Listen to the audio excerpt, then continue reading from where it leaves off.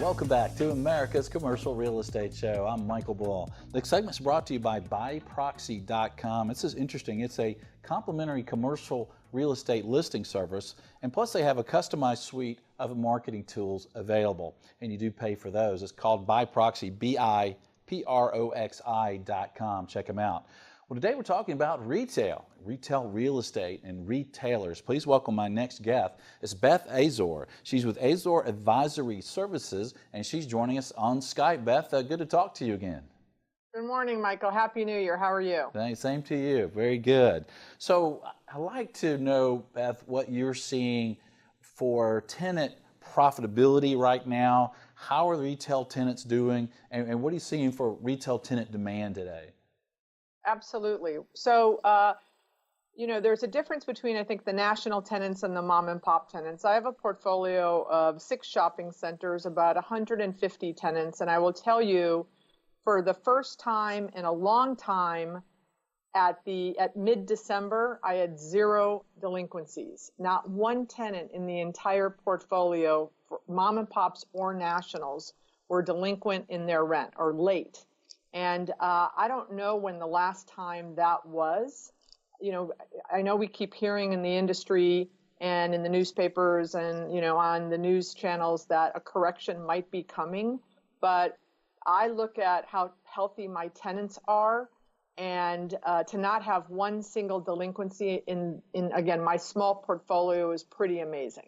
That's amazing. And now you're headquartered in Fort Lauderdale, right? So what also are you seeing for tenant demand and vacancy around in the markets you work?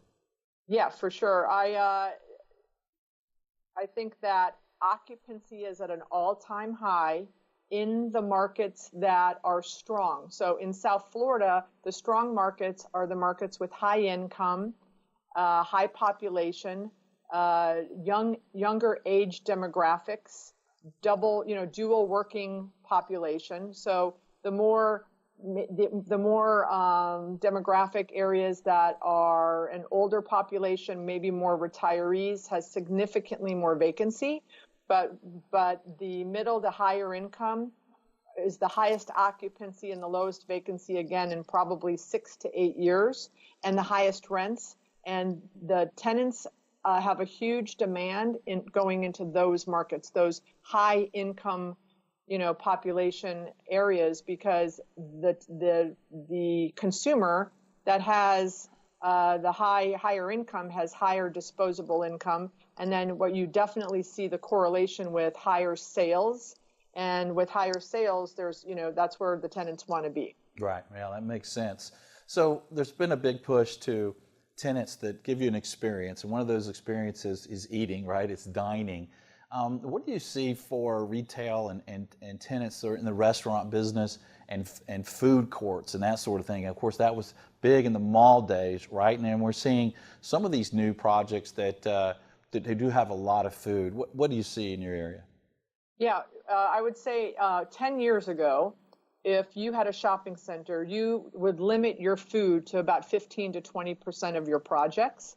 And you did that, just because that was historical, but you also did that because your co-tenants, some of your anchor tenants, would preclude you from adding to that percentage. Today, projects are being built or even acquired and redeveloped. You're seeing food go to 40 to 50%, which is crazy. But the tenants and the restaurants are the tenants that are providing the experience and doing the sales. I have a small 42,000 square foot center. I have 6 restaurants. Combined, they're doing over $10 million in sales for my restaurants. They're like a mini anchor. But you also are seeing, which I think is going to be disrupted in the next year to 18 months, is all of the food halls that are being developed across the country. I mean, in South Florida alone, we have over 10 being developed. We probably should have 2 or 3. So I think that it's a fancy, way to do things, but they can't all make it. And the cost of managing those and reinventing the concept and the marketing that you need to bring people to bring the traffic to make those successful, I think we're going to have, unfortunately, a lot of empty food halls around the country, which is, will have to be redeveloped and repurposed into something else. Right. That makes sense. In some markets, it seems like we're getting too many restaurants, but they seem to be doing well, certainly doing well right now. Well, retailers today, we're often concerned that they are omni-channel marketing, that they're using social media, that they're using a lot of technology. And before the show, you mentioned a term called frictionless commerce. Tell us about that. Sure. So, Michael, I'm sure you've done your share of Uber rideshare, yes? Yes. So I was at the ICSC in New York a couple of weeks ago, and I can't tell you how many, sometimes the taxi was more available than the Uber. So I'd jump in the taxi and I'd go to my next destination, and I would be hopping out of the taxi, and the driver would go, "Excuse me, you need to pay." You need to pay. We're so used to this frictionless way of doing commerce that makes it, time is our commodity, right? That's one thing we can't buy. So if the retailer can provide us with an experience that's frictionless, meaning we've paid in advance, we don't have to stop what we're doing, get out our credit card, get out cash, wait for the change. We're buying time. Amazon Go is experimenting with this throughout the Northwest, where they are opening stores and no one pays for anything. You walk in, Big Brother immediately registers that you've got a credit card in your pocket that you've pre-registered with Amazon Go. You buy your items. It's some miracle. I've not been in one yet, but they scan the items and you walk out of the door.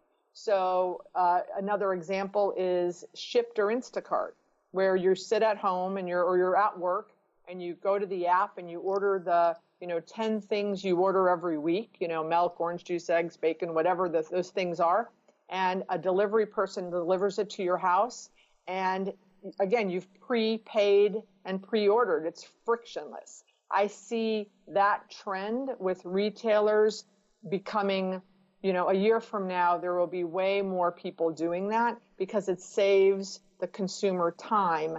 And if you can take an Uber instead of a taxi because you save some time, you're going to do that. Yeah, that's a good point. And the other thing I've seen about having groceries delivered and things is it also might even save you money because you're not in there doing those impulse buys, right? Absolutely. My grocery bill since I started using Shipt is down about $150 a month. So what do you see, Beth, related to automobiles and parking requirements here? You're talking now about some of these grocery stores and things really being used as distribution points and deliveries and people that are going in and out of these places with Uber. Like I left a restaurant the other night. I was delivered there, and I went home in Uber. I didn't use a parking spot. What do you see day to day related to that in your business? Sure, and I would say, Michael, that this will be the biggest disruptor in the retail industry over the next 3 to 5 years. I think that because of rideshare, I'm already lobbying my municipalities that my 5-to-1 parking ratio is too high. Now, if they will, and I feel that I'm going to lobby them now so that in 2 years they'll all come around. I will have to provide a drop-off and pickup area at my centers, but if I can add another restaurant, if my restaurants are doing so well and I can add another restaurant in my property because my parking ratios have been adjusted for the rideshare, that would be a good thing for me. But a lot of changes are going to happen. I think that car dealerships, my girlfriend actually, and she happens to be a director of real estate for a major coffee retailer. She just bought her daughter a car from a vending machine from a company called Carvana. Mm-hmm. Have you heard of Carvana? I have. Amazing. So, and she even wanted to use her car, the car dealership she'd bought 3 or 4 cars from in the past, called that car dealership and said, "Look, I'm about to buy a car in a vending machine. Can you match this deal?" And the car dealership could not match the deal. And the car was delivered to her house. Again, talk about removing friction. Just buying a car, makes you think friction. So I think car dealerships, there's going to be some available redevelopment opportunity with car dealerships that are located on Main and Main, because I think people, my house, I'm down to one car. When I was growing up, I had a car. My parents both had a car. My son, who's 18, and my other one, who's 15, about to be 16, they prefer Uber budgets over, owning a car and paying insurance. And frankly, it's safer, as a mother as well. So I think car dealerships will be affected. I think parking garage income. I've already had friends, developers in metropolitan cities like Washington, D.C., tell me that their parking garage income is down 30%. And if that's a budgeted item that they've been expecting for the last 10 years, that's a huge disruption. I think auto parts, tires, I just think this is a part of the retail industry where these retailers are using Main and Main pieces of real estate that will be available in the next 3 to 5 years. Yeah, I agree. I think you're right, especially with ride sharing, and we can rent cars now if we need one from an individual. And Beth, you mentioned that you were lobbying municipalities where your properties are to see if you can add additional restaurant maybe on the property. Are you talking about adding additional square footage for that restaurant, or converting some retail to restaurant? Converting retail. So in certain municipalities, you get capped out on your properties if you have a 5-to-1 ratio, because restaurants require much more parking in a parking study for a municipality. So like I said, I think 6 restaurants at this one property.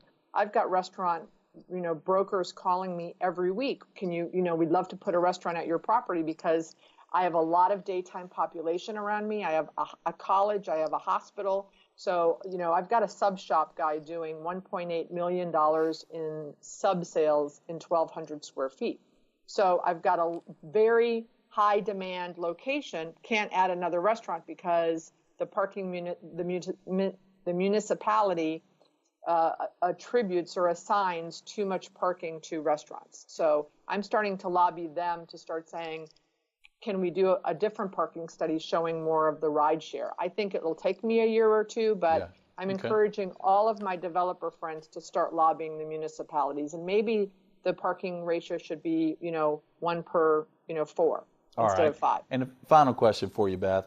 These single tenant net lease restaurant properties, the Walgreens, the CVS, these types of properties have always been considered very safe investments, long-term leases. Obviously, these are high credit tenants. Do you see any disruption or anything going on in the drugstore world? I absolutely do. I think with Amazon jumping in, and I think it's one of the big financial institutions jumping into the pharmacy business, I think that the drugstore industry is going to have a huge disruption. Walgreens has already started closing hundreds of stores, and the challenge with that is redeveloping a 13,000 square foot box is not as easy as redeveloping a 5,000 square foot bank branch. So, and there's only so many karate studios and beauty supplies and Dollar Trees that can take those over. So I'm a little concerned about that industry. I don't think it's a safe investment like it used to be.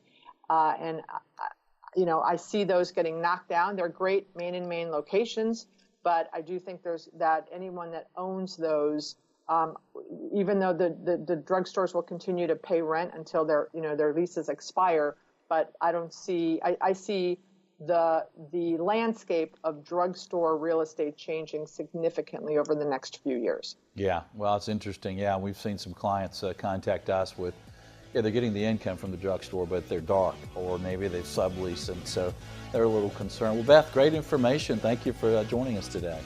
Thank you so much for having me, Michael. All right. Well, stay with us. We'll have more on retailers and retail real estate. I'm Michael Bull. This is America's Commercial Real Estate Chat.